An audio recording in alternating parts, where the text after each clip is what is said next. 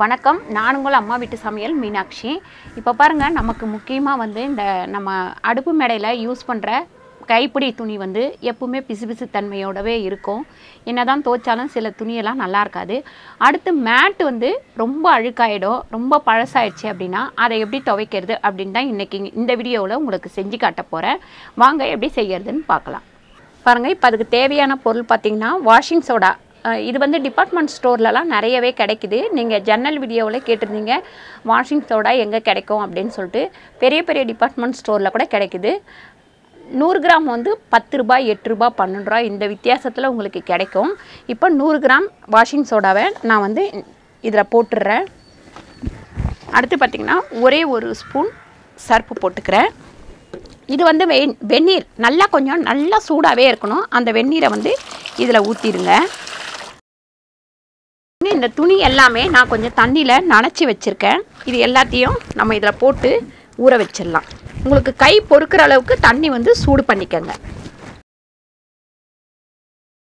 நல்லா கொதிக்கிற தண்ணி ஊற்றுனீங்கன்னா கூட பரவாயில்லை, ரொம்ப சூடோட கூட இதில் வந்து ஊற்றலாம். பாருங்கள், இந்த அடுப்பு துணி எல்லாமே நான் வந்து இதில் ஊற வச்சுட்டேன். இப்போ நம்ம அடுத்து மேட் ஊற வைக்கலாம்.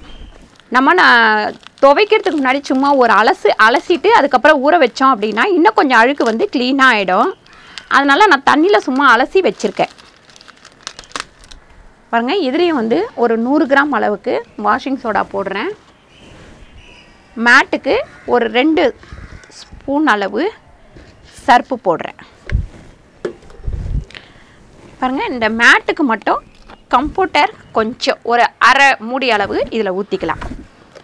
கொஞ்சம் நல்லா வாசனையாக இருக்கும், அதுக்காக ஊற்றிக்கலாம். ஒரு 3 மணி நேரம் இது நல்லா ஊறட்டும். அப்போ தான் வந்து நம்ம துவைக்கும் போது கொஞ்சம் நல்லா பளிச்சுன்னு ஆகிடும். பாருங்கள், இப்போ ஒரு மேட்டாக இதில் போட்டு நம்ம நல்லா ஊற வச்சிடலாம்.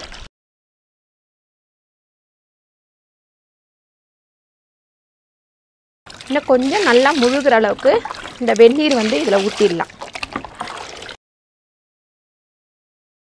பாருங்கள், இது நல்லா ஊறிட்டு இருக்கட்டும். 3 மணி நேரம் கழித்து இதை வந்து நம்ம துவைக்கலாம்.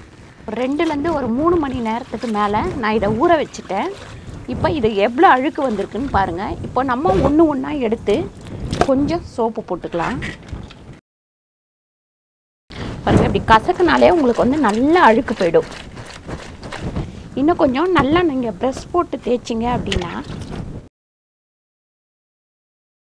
நம்ம இந்த துணியை டெய்லி அலசி போட்டாலுமே ஒரு விதமான அழுக்கு வந்து இதில் இருந்துக்கிட்டே இருக்கும்.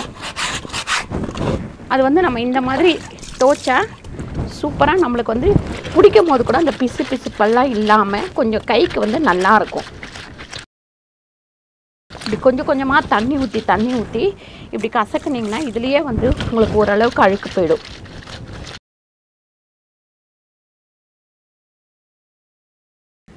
பாருங்கள், இப்போ இந்த துணி வந்து நல்லா பளிச்சுன்னு ஆயிடுச்சு. இன்னும் கொஞ்சம் வெள்ளையாக இருக்கிற துணியும் நான் துவைச்சி காட்டுறேன்.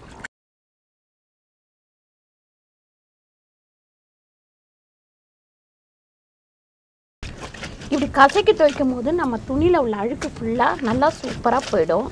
அடுத்து இந்த மாதிரி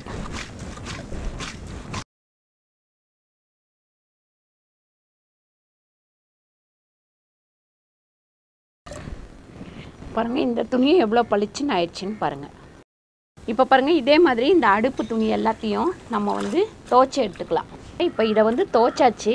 எவ்வளோ பளிச்சுன்னு இருக்குன்னு பாருங்கள். நான் போடும்போது எவ்வளோ அழுக்காக இருந்தது. இப்போ இது எல்லாத்தையும் நம்ம அலசிக்கலாம். அலசும் போது பார்த்திங்கன்னா நல்லா இப்படி கசக்கி அலசுங்க. அப்போ தான் அதில் இன்னும் கூட இருக்கிற அழுக்கு ஃபுல்லாக நமக்கு வந்துடும். நீங்கள் வந்து மாடியில் இடம் இல்லை அப்படின்னா பாத்ரூம்லேயே கூட இதை வச்சு கசக்கிக்கலாம். அப்படி இல்லை அப்படின்னாக்கா நம்ம வந்து கிச்சனில் கூட இதை இந்த மாதிரி துவைச்சிக்கலாம்.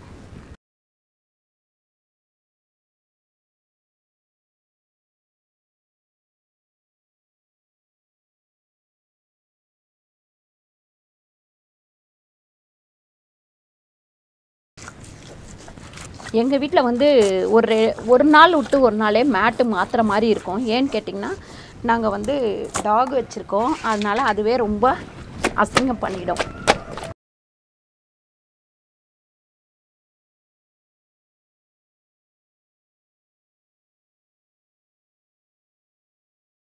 நிறைய பேர் வீட்டில் மிஷினில் போட்டுருவாங்க மேட்டை. அதுக்கப்புறம் அதில் உள்ள நார் எல்லாமே மிஷினில் வந்து இதுவாகிடும், கஷ்டமாக இருக்கும். இப்படி கையிலேயே துவைச்சிங்கன்னா உங்களுக்கு ஈஸியாக இருக்கும்.